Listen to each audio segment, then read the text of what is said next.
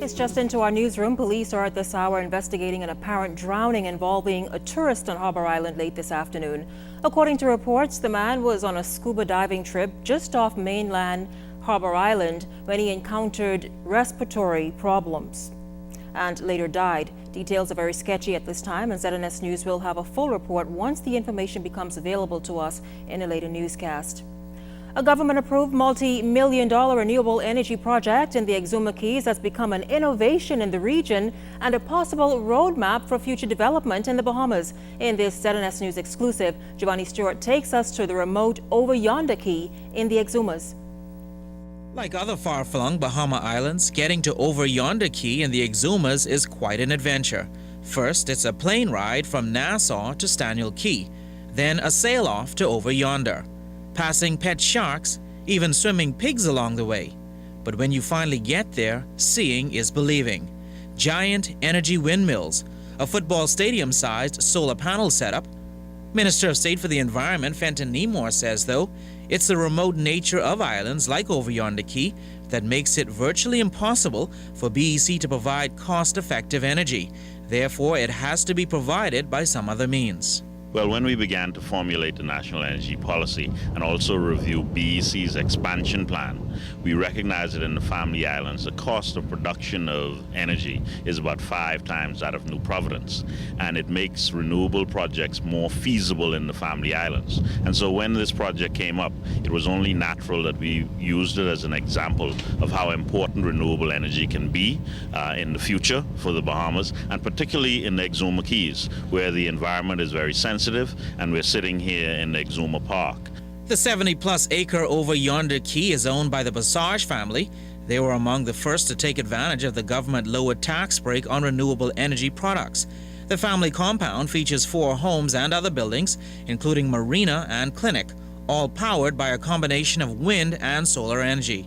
The lead engineer is Mike McGuire. At the heart of any island renewable energy system, one where you don't have a utility grid present, generally you have the heart of a system, and batteries are the heart of a system that is an island renewable energy system. In this system, we have 540 of these 2,500 amp hour batteries. Allows us to run the island at full load for about a day. That means boats in the marina, all the houses, everything, all the lights on, all the appliances running. Minister Neymour, himself an engineer, says the $6 million renewable energy investment at Over Yonder Key is unique in that it is the only project of its kind in the region using more than one source of natural energy, sun and wind, with a diesel generator as the backup. The Environment Minister believes it is the perfect model for Family Island development going forward. Without question, in the Exuma Keys, this could be replicated. Here on Yonder Key, builders are on a mad pace to try and finish this compound in time for the Christmas holidays. Reporting from the Exuma Keys, I'm Giovanni Stuart, ZNS News. A Grand Bahama pastor expected to be sentenced in the Supreme Court tomorrow. Back in September, Albert Wiley was found guilty by a jury 6-3 on the charge of unlawful sexual intercourse with a 9-year-old girl. According to the victim, the offense occurred earlier this year. The pastor was originally supposed to be sentenced on November 11th, but a sentence hearing was rescheduled after his attorney, Carlson Sherland, failed to show up. Wiley will return to court to face sentencing by Justice Hartman Longley tomorrow. A probation report will also be presented.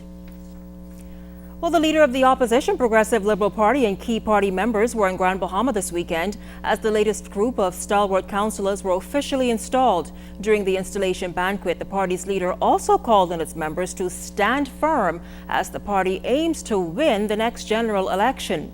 We get this story from Pakeisha Edgecombe. A group of 81 Grand Bahama residents are now stalwart councillors with the Progressive Liberal Party. Officially installing the men and women from various sectors of the community Saturday night was party leader, the Right Honourable Perry Christie. It is a privilege for me to be here with you as you accept elevation to the office of stalwart councillor.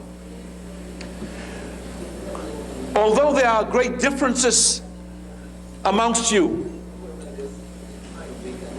the one thing you have in common is that the party has deemed you to having done sufficient, having given sufficient, having sacrificed sufficiently to give you and elevate you to this honor.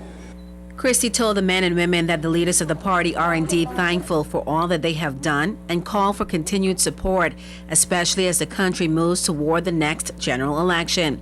This as the party's deputy leader, Philip Brave Davis, and its chairman, Bradley Roberts, also took the opportunity to speak to the issues of the country, including Grand Bahama. Your Progressive Liberal Party will shortly present its vision and progressive plan to revitalize the economy of Grand Bahama with employment for Bahamians as its highest priority.